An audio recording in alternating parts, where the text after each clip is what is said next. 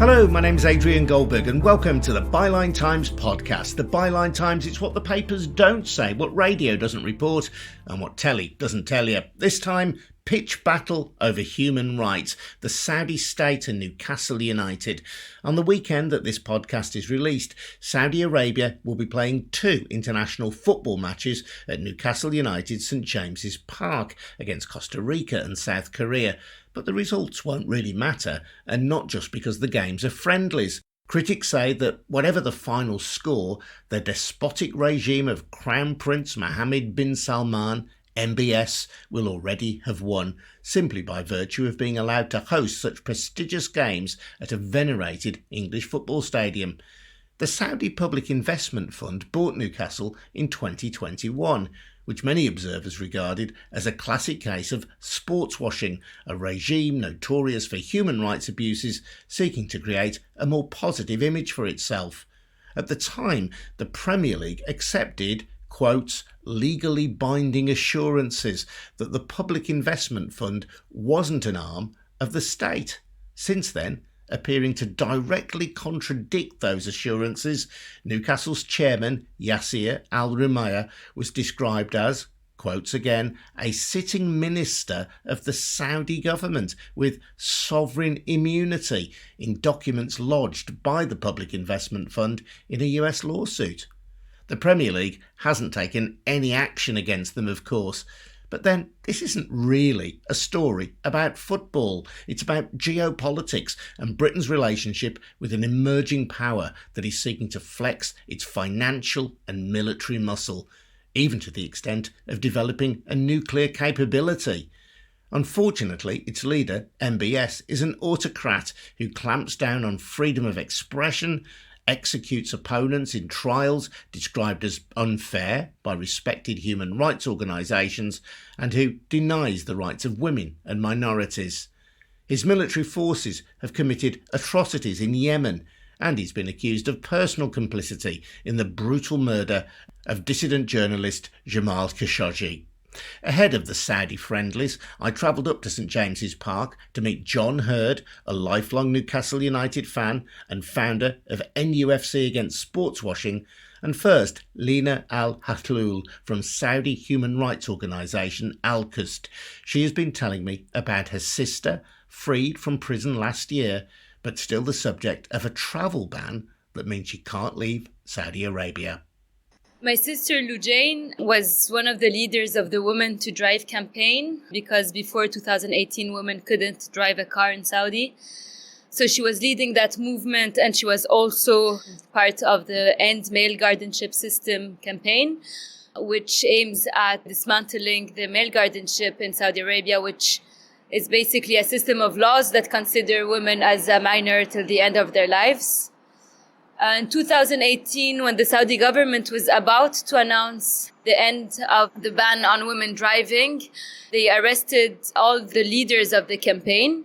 So in March 2018, my sister was in the Emirates. They kidnapped her from the streets of the Emirates, flew her back to Saudi Arabia on a private plane, blindfolded. She was forcibly disappeared, put on a travel ban, and then a couple of months later, in May 2018, the state security, which is the Crown Prince's private police, broke into her house. They took Lujain without a warrant, without telling us where she was going. She was forcibly disappeared again. We later found out that during this period she was being tortured, and then she was held in solitary confinement for 9 months.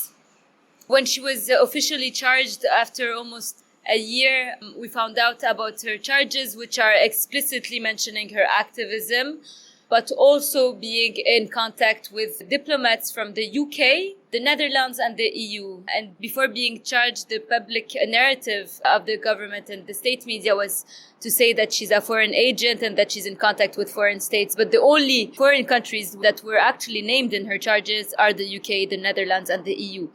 So we see what kind of country, the UK is dealing with. MBS himself, the Crown Prince, said that she's a foreign agent and that he had videos proving it in a Bloomberg interview. And of course, nothing was shown.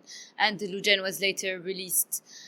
So just maybe to mention the fact that torture was not a mistake. It was coordinated and controlled and overseen by Saud al-Qahtani, who is the Crown Prince's right-hand man. And he was the one ordering that she gets electrocuted, waterboarded, flogged, beaten, sexually harassed. So then with the pressure, with the case of my sister gaining international attention, she was released, but she's still on a travel ban, meaning she can't leave the country. She was targeted with Pegasus, so she's always surveilled. That's Israeli-developed software, Pegasus. So yes. Pegasus is an Israeli zero-click malware, meaning that without you clicking on any link, just because they have your phone number, they can have all the data of your phone. And Lujain was actually one of the first victims of that malware. Now she's in Saudi. We can't say she's free. She's in a bigger prison. You know, when you can't speak, when you are muzzled, when you can't express yourself, when you're not free. She is allowed to move within the Saudi borders, but she can't leave Saudi borders. And this is not only her case, it's the case of my whole family. My whole family is in a travel ban. So now, given that Saudi has become a pure police state, there are collective punishments, collective sanctions on families as well, meaning that my family, without any official decision, they're on a travel ban. I haven't seen them in over 5 years now. Were you involved in human rights campaigning before the case of your sister? No, I've never been an activist before my sister's case, and I had no idea what was happening. This is exactly what I often say, is that the Saudi government is their own enemies. I mean, they could have taken us as allies to the reforms. I mean, what Lujain was campaigning for is what is actually now granted. So, you know, they can take the Saudi people as allies and build true reforms and build a healthy society. But what is happening is actually just a one-man rule, imposing changes and choosing which changes he will grant based on the survival of his own political interests.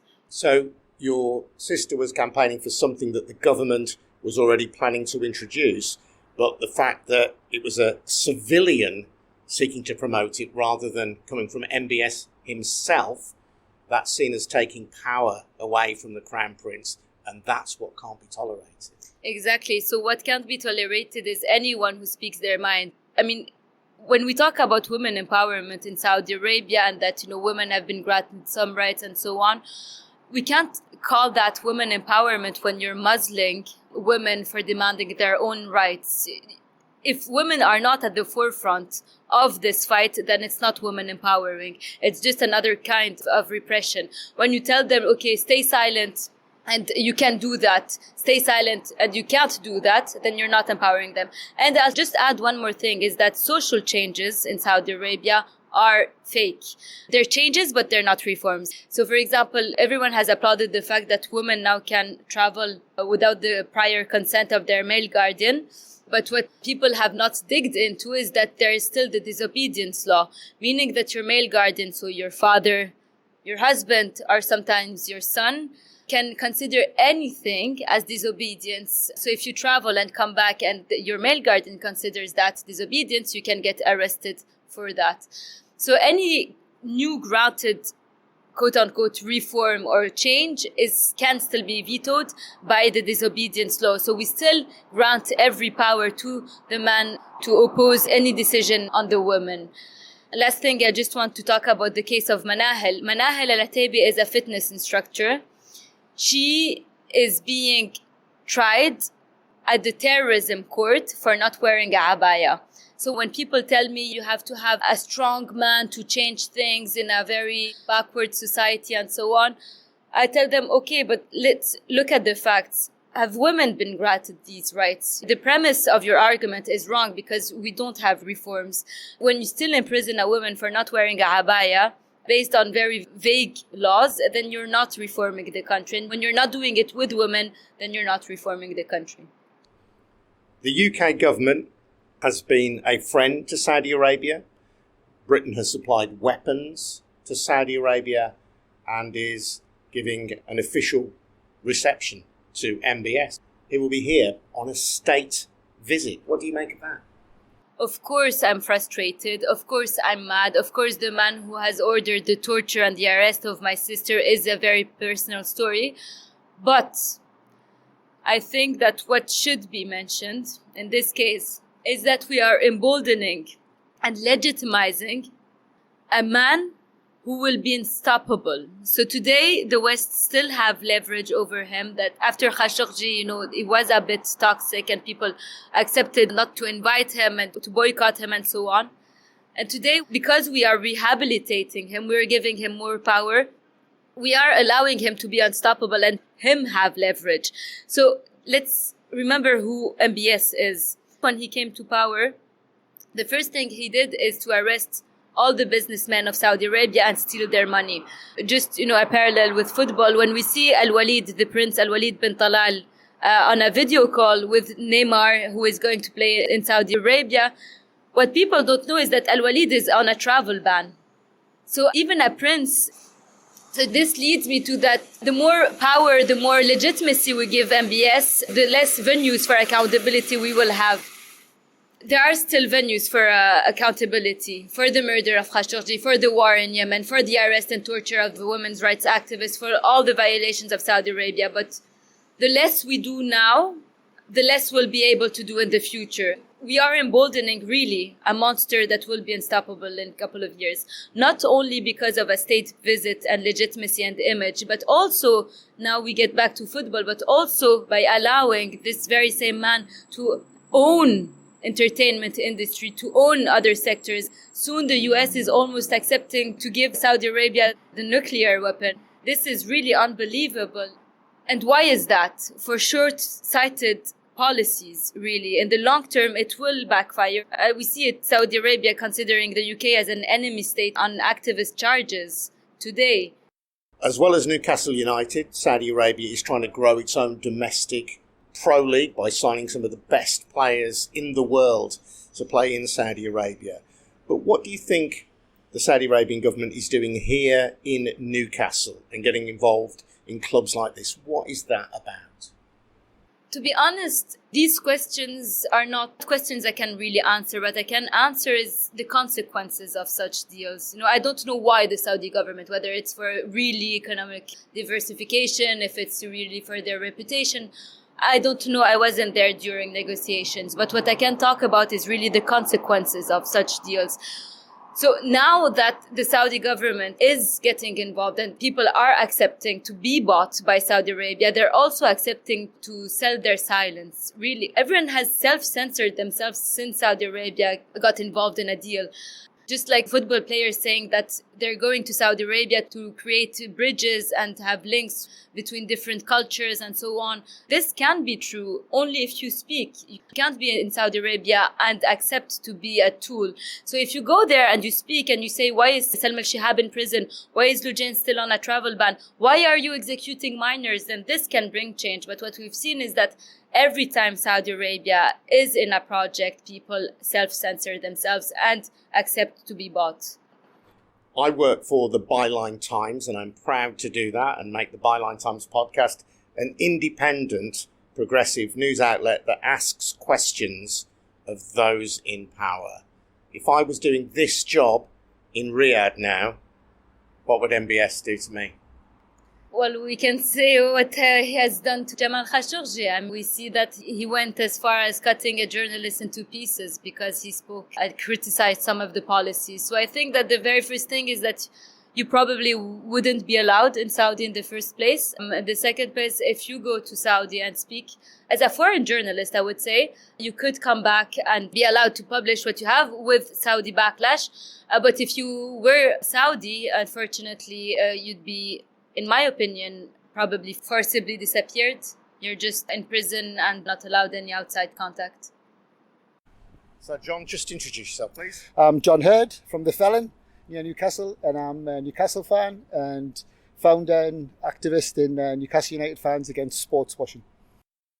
Newcastle United have arranged for Saudi Arabia to play 2 friendly internationals here at St James's Park, and we're standing in the shadow of the Gallagher stand here. Alan Shearer's statue, Bobby Robson's statue is over there. You've been campaigning for a while now. What do you make of the fact that Saudi Arabia are having international friendlies here? Well, I think it's the logical conclusion of the normalisation of the ownership of the club by a bloody dictatorship. MBS didn't buy the club because he loves football or he loves the people of Newcastle. He bought it as a tool to promote the regime. And is anyone surprised that they would actually use St James's Park for Saudi sports washing friendlies? It's outrageous, absolutely outrageous. It is a step forward, isn't it, from buying Newcastle United to actually hosting international games, not for England, which would be a feather in the cap for Newcastle United, but for Saudi Arabia. As a football fan, I can't think of any kind of parallel. It's incredible, yeah. Statisticians can correct me if I'm wrong, but I think the last time Saudi Arabia played in the UK was 1998. And it's almost unprecedented that a foreign country would be allowed to play friendlies, especially a state like that. Imagine if Iran asked if they could play 2 friendlies at Newcastle, or North Korea. It's just ridiculous. And I think it's actually had an effect on a lot of fans, as we say, or in the middle, who are saying this is too much. It's quite embarrassing, actually, that the Saudi state's been allowed to use St James's Park as a billboard for their regime. We've got Lina here who's a Saudi exile, who's talking about her sister, whose sister's been tortured. She's under house arrest. The young miner's on death row. They want to hide all that by saying, look, we can play internationals at St James's Park. You used a comparison there of Iran and North Korea with Saudi Arabia. Do you think that's a fair comparison? Saudi Arabia is, unlike those two states, a country with which the British state has friendly relations. It's a country that Britain supplies arms to. It's a country which, every time we fill up at the petrol station, listeners to this podcast will quite possibly be using Saudi oil.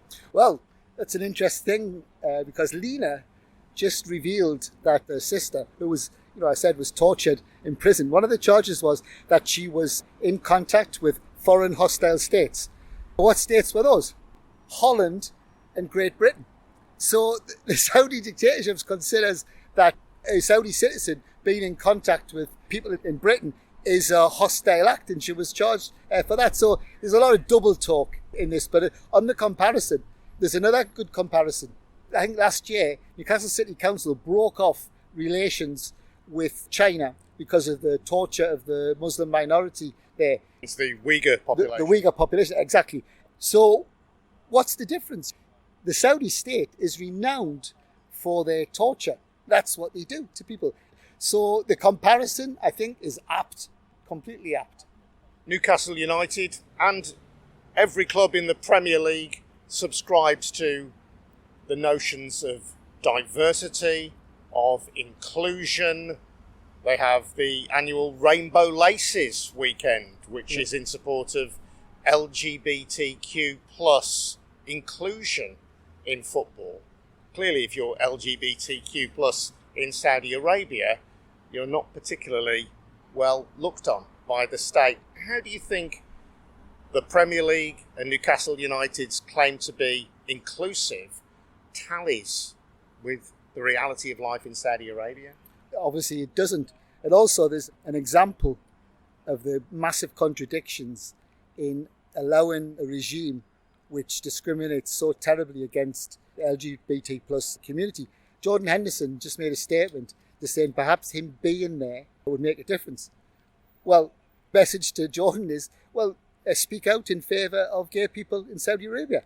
Mention Salman al-Shabaab's name. What about Nora al-Qatali, women jailed for tweeting? Do it, Jordan, and let's see what happens. I think probably Jordan would be better off coming home playing for Sunderland. A bit better for him and better for football. The truth is that it's a massive contradiction. It doesn't cost the Saudi regime anything to go along with the existing rules of flying the rainbow flag and using the laces. But what's the reality for that community in Saudi Arabia? It's horrendous. Mohammed bin Salman, the de facto ruler of Saudi Arabia, is going to be welcomed to the United Kingdom for a state visit. How can Newcastle United say we're not going to deal with this regime if our country is greeting the ruler of that country? Well, our country, I think there's a lot of people, a lot of important organisations, individuals, parliamentarians who don't want MBS to come to Britain. You think about it, a few years ago, he was a pariah. How's he got back into the international fold, mostly because of the money, because of the promises of investment, which a lot of times doesn't actually come to fruition. But, this is a state, I don't have to repeat all the crimes that they're committing, who, is being welcomed. Well, it's the Conservative government. I think an important point for Newcastle fans is, where's the red line? We've just got these internationals, Saudi state internationals. When Mohammed bin Salman comes to Britain, is he going to pop into a Newcastle match? Would that be too much? I think it's a little bit like what you call the salami tactic, bit by bit, normalising and legitimising their ownership. And that's why we're here today. That's why we're protesting. And you've argued that the Public Investment Fund, which is the fund that ultimately owns Newcastle United and which the Saudi government says is distinct from the Saudi state, you believe that it is in fact an instrument of the state. Well, it's not my belief, it's what most people think. At the beginning, there was a big campaign to separate the PIF from the Saudi state. What's happened since then? Now they don't even bother. It's the Saudi state that owns Newcastle United. But they've also admitted in court papers in the United States over the Live Golf cases, which are still going on, that Yasser Al-Rumayyan, the Newcastle chairman, is a sovereign minister in the Saudi government. These binding assurances that the Premier League supposedly have, saying that the Saudi state wouldn't control Newcastle United, I think that needs to be revisited. We would say that the Premier League should actually, in the name of transparency, publish these assurances, because obviously, as Lina said, they're not worth the paper they're written on. Mohammed bin Salman is the chairman of the PIF, and Lina was explaining how things work. It's not just a dictatorship that runs Saudi Arabia. It's one family. It's a royal dictatorship. And who's the head guy? It's Mohammed bin Salman. Ipso facto, he controls Newcastle United, unfortunately. Newcastle fans, the arrival of owners with untold wealth is a dream come true, isn't it? As a fan, how important this club is to this city. It's right in the centre of town where we're standing here by the stadium, and it's a massive one club town. Honestly, how are Newcastle fans treating your campaign? Because publicly at least, they're behind the club. They're turning out, as we knew they would do, in vast numbers to support a quickly improving team under Eddie Howe. I think there's three sections of fans, and we've gone through a process and an experience. But basically, I'd say that the minority on one side, our minority, fans who are implacably opposed to a bloody dictatorship owning the club, is grown. And events like these internationals only helps our cause. And then, unfortunately, there's another minority, a small minority, who are prepared to repeat Saudi state lies about, like the sister of Lina. When we publicised the question of Salman and Noor Al-Qahtani, some fans come up and say they're terrorists. Now, where does that come from? That comes directly from Riyadh. But I think the vast majority of fans basically do not support what the Saudi state is doing, but they don't see any alternative. And I think it's our job, and everyone involved in football, especially fan-led movements, is to say there's an alternative. It doesn't have to be like this. I think a reflection would be that if it was 3 years ago, if you asked any Newcastle fan and you said to them, do you believe in human rights? Do you believe in women's rights? Do you believe in, supporting the LGBT plus community? They would have said yes. So why is it 2 years later that we can't find public representatives, it's scandalous actually, who would actually be prepared to say, we don't agree with what the Saudi state is doing in Saudi Arabia. So I think it's an ongoing process. There's other factors, the question of football ownership. There are alternatives. But to boil it down, we don't want to win like this. What has been the support for your cause from local politicians, whether MPs or local councillors? Have they stood behind you? Okay, put it starkly. We asked Lina's human rights organisation to write to all the councillors in Newcastle, that's over 90, to all the Tyneside MPs, and they did. They got a response from Liberal Democrats. She met the Liberal Democrats too today. Jane Byrne, who was involved in breaking off relations with the Chinese state, who's Labour, and also Jamie Driscoll said, the mayor who's been kicked out of the Labour Party, said that he would be prepared to speak to Lina, but he unfortunately couldn't come to the meeting. But Chai, the Newcastle Central MP who's spoken out in the past did make a statement in the press, and also Newcastle City Council said that they have concerns about the Saudi state owning Newcastle United. But we pointed out to them the only reason they made that statement is because we asked them. And they wouldn't have said anything. They were going to let these two friendlies go by without comment. And I think that's a sad indictment on the state of politics. Because even 3-5 years ago, I think a prominent human rights representative, an activist like Lina, had come to Newcastle. She would have been listened to by the local politicians. But we're not going to go away. We're going to keep coming back to the issue, you know. You think that MPs and councillors have been silenced by what? Fear?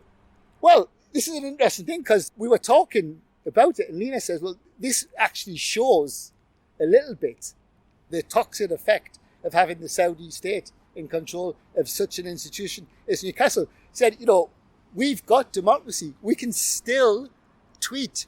We can post things on Facebook without fear of being arrested. But also we can voice our opinions. You know, you can't take those things for granted. We've got to actually use them. And when you've got the case, you know, the example, you know, if we hold China to a certain standard, why aren't councillors and politicians in the northeast holding the Saudi state to the same standard? It's very simple. They should be, you know. John Hurd from NUFC Against Sportswashing. My thanks to him and also to Lina Al Hathloul from ALQST, who you heard earlier in the podcast. Before we go, just a quick reminder that the Byline Times podcast is funded by subscriptions to the Byline Times. That's our brilliant monthly newspaper, which combines the best of our online offerings with content that you can't read anywhere else. We're the news outlet that exposed the Dan Wootton story when others chose to look the other way. That was a 3-year investigation. So do support us if you can. Head over to bylinetimes.com and take out a subscription. And if you've already done so, thank you very much indeed. This episode was produced by me, Adrian Goldberg, and Harvey White in Birmingham.